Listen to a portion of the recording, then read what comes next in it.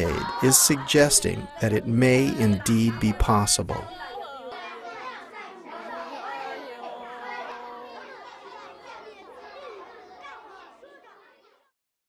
Attention must be paid.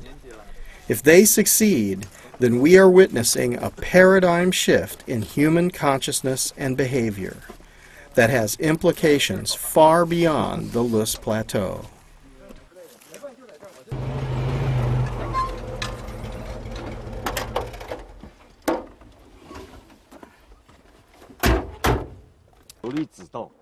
Back in 1995, officials of the Chinese Ministry of Water Resources used geographical information systems to differentiate land that is suitable for economic use and land that needs to be set aside for ecologic renewal.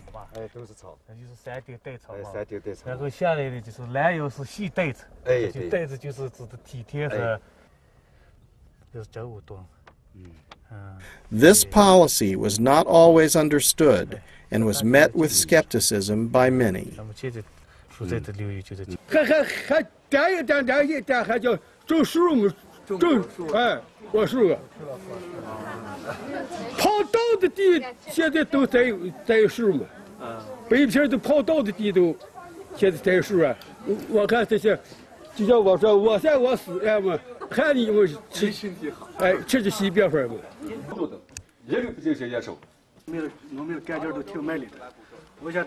Efforts were made to explain why intact ecosystems were so important. But it became clear that the improvement of the economic land and the removal of impact on the ecologic land had to go hand in hand.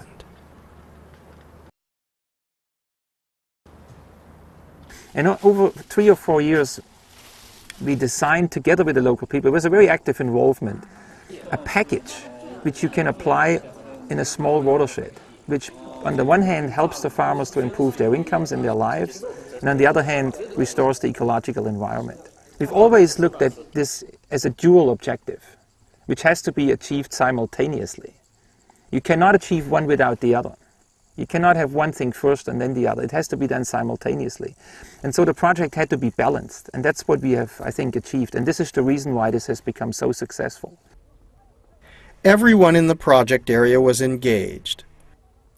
Farmers were paid for their labor, and when the work was finished, they benefited by having the land use rights for the improved land and owning all of the output. Understandably, their primary interest was in getting productive fields on which to grow crops and increase their income.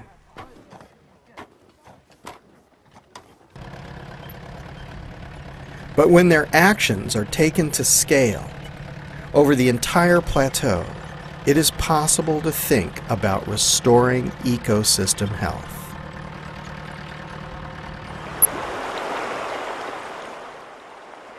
The Loess Plateau receives between 250 and 800 millimeters of rainfall per year.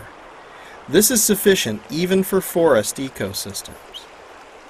But without vegetation and intact soils during the rainy season, most of the water disappears down the eroded gullies, leaving the area parched during the rest of the year. In order to ensure sufficient water for the project, small dams were built to catch the rain, which could then be used throughout the year. This is much different than basing development on subterranean water supplies or in diverting water from other areas. If underground or diverted water is used, then at the height of the development, when requirements are most needed, the resource could run out.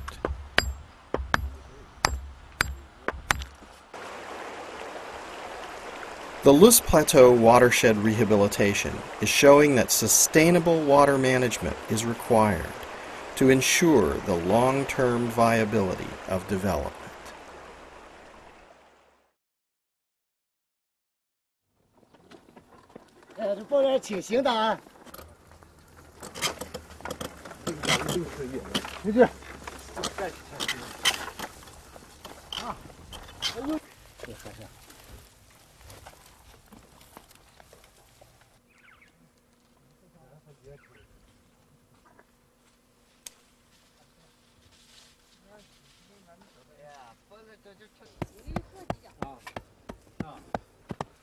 One of the most celebrated accomplishments of the project is tree planting. And tree planting is very important. But it is not a panacea. Trees are part of an entire system.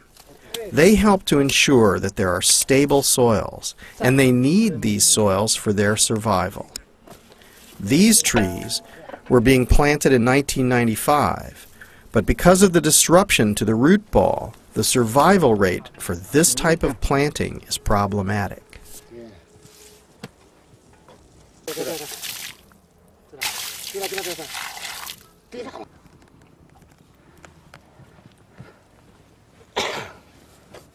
But mistakes can be helpful when they are addressed.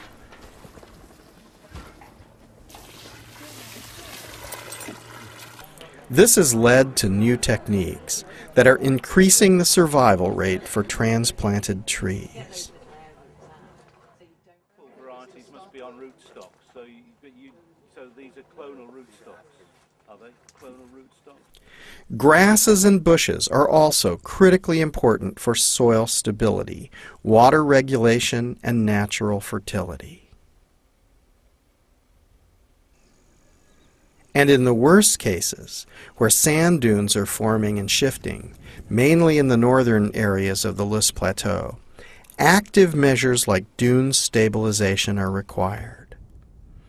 This can halt the march of the sand, protecting the planted areas from this most serious problem. Over the last 10 years, many areas like this one near Yan'an in Shanxi province have made a dramatic transformation. The Loess Plateau Watershed Rehabilitation is producing visible evidence that it may be possible to rehabilitate large-scale damaged ecosystems. This has enormous ecologic implications in many areas. For soil stability in reducing erosion, in returning the natural fertility to the soil, in encouraging the return of diverse plants and animals, in water absorption and regulation of flow that could see streams flowing again throughout the year. And all the plants, and even more so the organic matter in the soil, sequester carbon, helping to regulate the carbon cycle, so badly out of balance because of massive human emissions of CO2. It goes beyond poverty alleviation, it goes beyond the hydrocycle rehabilitation, it also includes biodiversity changes. 10 years ago when we came here, there was hardly any wildlife. There were no birds, there were hardly any insects, there were no mammals around, certainly no large mammals anymore. It had all gone. Now, as we've seen over the past few days, just looking around, the biodiversity is just stunning. I mean, I've seen